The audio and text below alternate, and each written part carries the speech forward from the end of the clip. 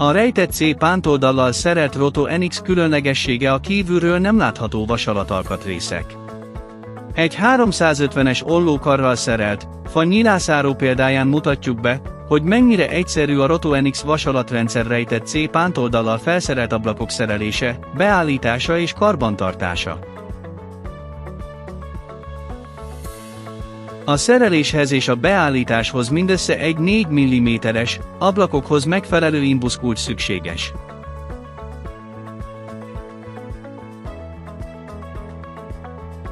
Az ollókarban lévő csavar segítségével állítható a szárny, oldalirányban.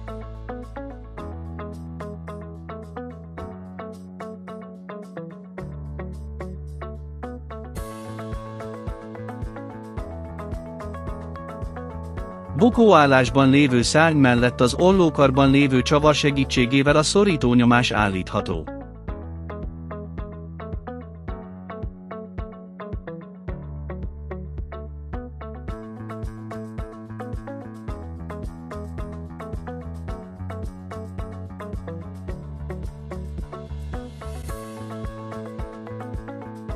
A magasságállítás a sarokpánban lévő csavar segítségével történik nyitott szárny mellett, kérjük, vegye figyelembe, hogy a magasságállítást követően a meglévő tehermentesítőt is újra be kell állítani.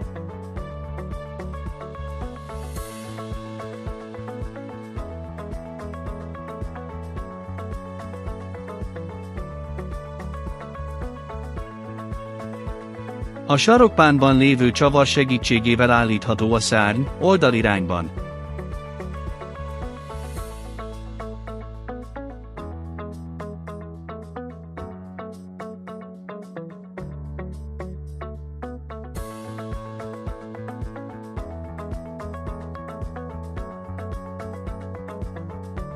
A sarokcsapágyban lévő csavar segítségével nyitott állapotban a szorítónyomás állítható.